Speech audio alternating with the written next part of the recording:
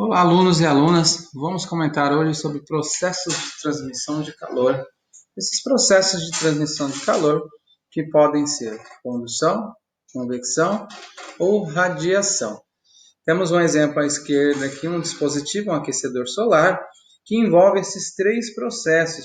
Como que nós verificamos esses três processos? Primeiro, os coletores solares que ficam encarregados de captar a energia solar. Então, quando falamos da energia solar, estamos falando de radiação. A energia chega ao aquecedor através do processo de radiação. No entanto, quando essa radiação é captada pelos coletores solares, entram em ação o processo de condução. Então, essas placas, que normalmente são de cor escura ou preta, pois têm a capacidade de absorver uma grande quantidade de energia e também devolver essa grande quantidade de energia. E essa grande quantidade de energia é transferida para a água por o processo de condução. A água começa a aquecer e ela vai se movimentar nesse circuito aqui, através do processo de convecção. A água estando aqui na parte inferior, esquenta-se. Ao esquentar, ao elevar sua temperatura, sua densidade diminui, o que faz com que essa água suba e vá para o reservatório correto. Então vamos lá. Estamos na apostila número 3, aula 40 e 41, transmissão de calor, página 122. Então, processo de condução. Quais são as características do processo de condução? Primeiro, é um processo que depende do meio material, precisa de um meio material para que o calor flua. Então, vamos retornar calor, é a energia que está fluindo de um corpo para o outro, proporcionada por uma diferença de temperatura. Então, existiu uma diferença de temperatura, existiu calor, e na condução, esse calor ocorre de molécula por molécula, através da maior agitação, as moléculas recebem uma maior quantidade de energia, aumenta-se a sua energia de agitação, o que faz com que cada molécula colida. Essa colisão é o que ocasiona o processo de transferência de energia durante toda a estrutura da matéria. Então, precisa de um meio material, a energia flui, no entanto, a matéria não flui. Esse processo de transferência de calor tem maior eficiência nos sólidos, devido à estrutura interna e à proximidade das moléculas que vão colidir. Convecção. Convecção também é um processo de transmissão de calor que depende do meio material. Se tem meio material, pode existir o processo de convecção. Se não tem meio material, não existe o processo de transmissão de calor por convecção. Essa característica, outra característica desse processo é que a matéria flui junto com a energia. Então, na condução, tínhamos a energia flui de um lugar para o outro e a matéria continua no mesmo lugar. Agora, no processo de condução, a energia vai e leva também a matéria. Como que leva a matéria? Aqui nesse exemplo, temos que a região do ar logo acima do fogo recebe energia, diminui sua densidade e sobe. Sobe essa quantidade de matéria, a quantidade de ar sobe, leva consigo a energia e também a matéria. A mesma coisa com uma água que entra na ebulição. O que acontece? Aparecem com as correntes de convecção. O que seria essa corrente de convecção? É água subindo e água descendo. A água que está na parte de baixo possui uma densidade menor, sobe. A água que está em cima, uma densidade maior, desce e esse fluxo permanece. Então, temos a convecção depende do meio material para sua existência.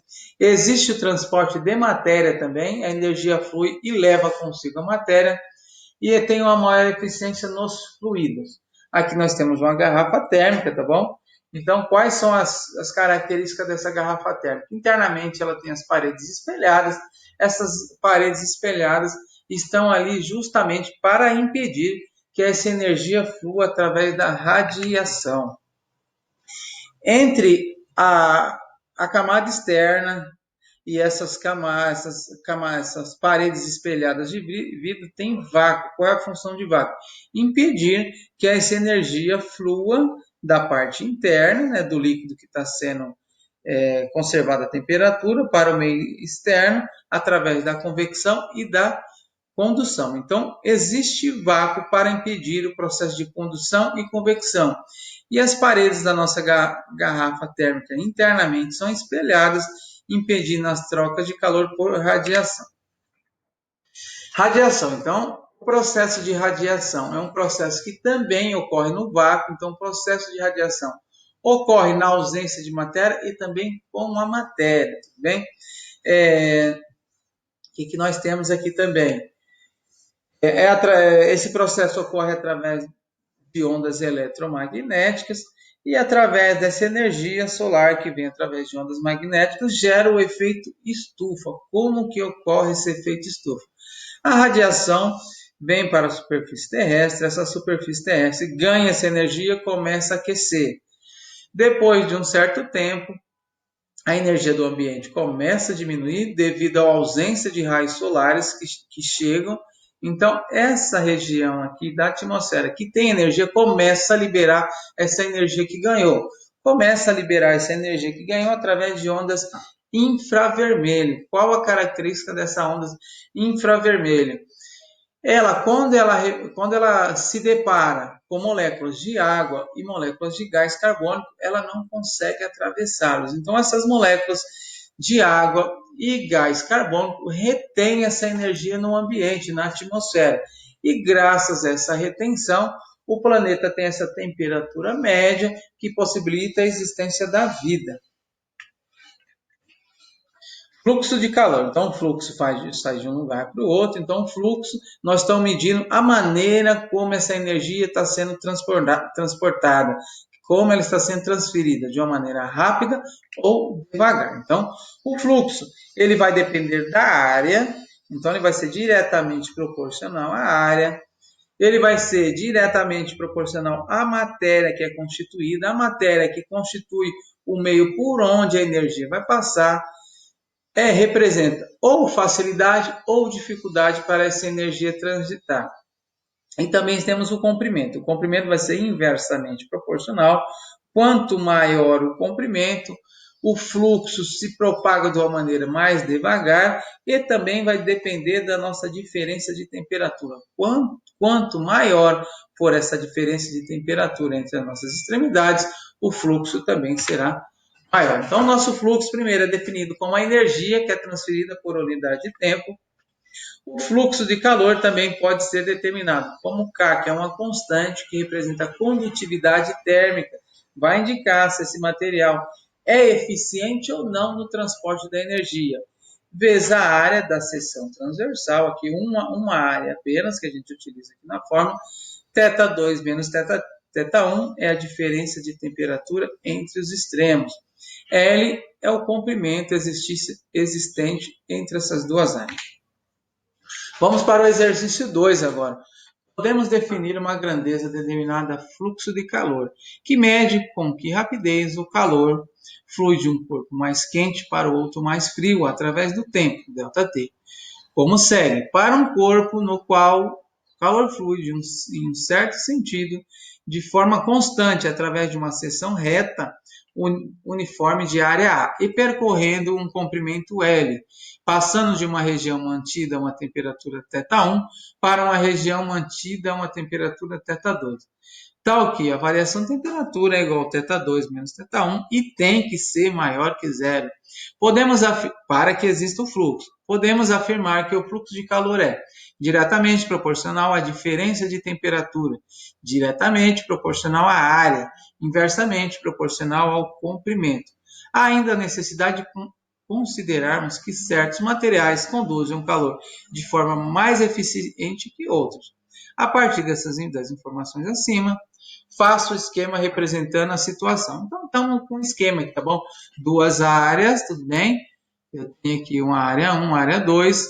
Então, a área que a gente utiliza naquela forma é a área de uma superfície só. Então, nós temos o L, que é a distância entre essas duas superfícies que possuem temperaturas diferentes. Item B. Encontre uma expressão matemática que represente o fluxo de calor em função da variação de temperatura, da área e do comprimento. Então, temos aí nosso fluxo de calor, já foi visto anteriormente. Não vamos reinventar a roda, já foi determinado, aí a gente só pegou a fórmula aí. Então, o fluxo de calor ele depende diretamente do material que está sendo envolvido, que é inserido através desse K, que representa a condutividade térmica, vezes diretamente a área de uma superfície, vezes a variação de temperatura, e inversamente proporcional à distância entre essas duas superfícies, que chamamos de L. Como podemos considerar a influência do material na condução térmica? Através da condutividade térmica expressa pelo nosso CAC. A influência do material é representada pela constante de proporcionalidade K, chamada de condutividade térmica. Determine as unidades envolvidas nesse problema no Sistema Internacional de Medidas. Então, temos que o fluxo de calor é energia por tempo, joule por segundo. A área é metros quadrados, variação de temperatura é Kelvin. E o comprimento, a unidade medida do comprimento é o metro. Agora faltou o quê? O K. Então eu peguei nossa equação de fluxo, isolei o K, o L passa multiplicando, A e delta θ passa dividindo. Agora eu vou substituir as unidades de medida, fluxo joule por segundo, comprimento metro, área metro quadrado, variação de temperatura em Kelvin. Metro em cima, corta com esse expoente aqui, ficou só um metro embaixo. Então, a unidade de medida do condutividade térmica ficou joule em cima, o M cortou, segundo desceu, então ficou joule por segundo vezes metro vezes Kelvin. Exercício número 3. Geladeiras e fornos domésticos são feitos de materiais de metal e precisam receber um isolamento térmico oculto logo após o aço para tornarem-se mais eficientes em relação à troca de calor.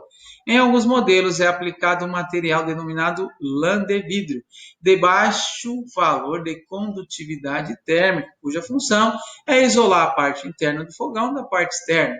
Considere uma situação em que a diferença de temperaturas entre as faces de uma peça de lã de vidro é de 80 graus Celsius, sendo a condutividade térmica de lã do vidro 8 vezes 10 a menos 3 calorias segundo metro grau Celsius.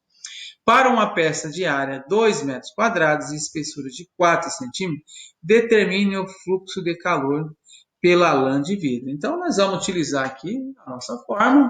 O fluxo é dado pela condutividade vezes a área, vezes variação de temperatura, dividido pelo meu comprimento, a distância entre essas duas superfícies que nós chamamos aqui de espessura. Substituímos a condutividade é 8 vezes 10 a menos 3. A área, 2 metros quadrados, já foi dada aqui. Variação de temperatura já foi estabelecido 80.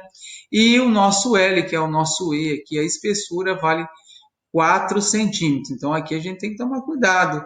O nosso K, a unidade dele é metro, então aqui eu tenho que trabalhar com metro. 4 centímetros é a mesma coisa que 4 dividido por 100 metros, que é a mesma coisa que 4 vezes 10 a menos 2. Fazendo essa álgebra aqui, nós vamos cair que o fluxo de calor é 32 calorias por segundo. Pessoal, encerra então a nossa aula sobre processos de transferência de calor. Fiquem com Deus e até a próxima.